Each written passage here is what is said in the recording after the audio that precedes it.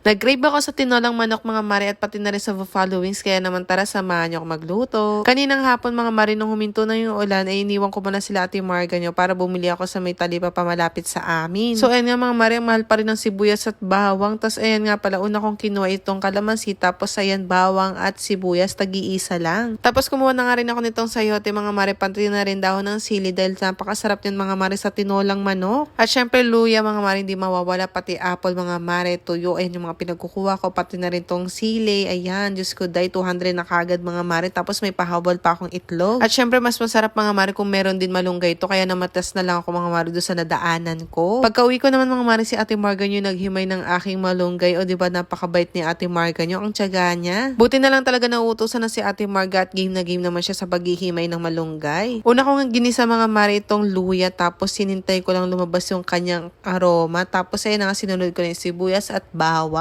Pagkaluto nun mga mare, sinunod ko na nga tong Jollibee chicken ko, cherries. Ginisa ko lang mabuti mga mare yung manok, tapos nilagyan ko na ng patis, tapos nilagay ko na nitong Maynila, cherries, water pala mga mare. So ayan mga mare, mix lang. Tapos pagkakulo, nilagay ko na rin yung sayote para mas malambot na yung sayote. Masarap kasi malambot yung sayote. Tapos ayan, sinunod ko na rin tong dahon ng sili at malunggay. Grabe, napakasarap talaga nito, lalo na't umuulan. Habang nagluluto ko ng tinola mga mare, ay nagluluto na rin ako nitong fried chicken. Ang sarap nga rin ang pagkakaluto ko dito sa manok mga mare dahil bago yung mantika. Pinagsabay-sabay ko nga itong fried chicken mga mare. Total dyan naman siya magaling mga mare. Ang pagsabihin kayo, cherries. At no, yan na nga, naluto na yung tinola. Tapos ginawa ko na rin yung sauce ng aking buffalo mga mare. Napakasarap niya. Pero mas masarap pa rin mga mare yung luto ng tita ko. Nakakakuha ko lang tong recipe sa kanya. Pero ayan na nga, ito na lang ang nakayanan ko. Pero kere-kere boom boom na. Napakasarap yan mga mare. Yung recipe nga nito mga mare, simple lang naman. Tapos ayan na nga, ang ma'am like niya for the haggard pero for the craving satisfied ang person. Ganito talaga itsura ko mga mare sa bahay. Ganyan lang ako kasimple. Chorizo, diba?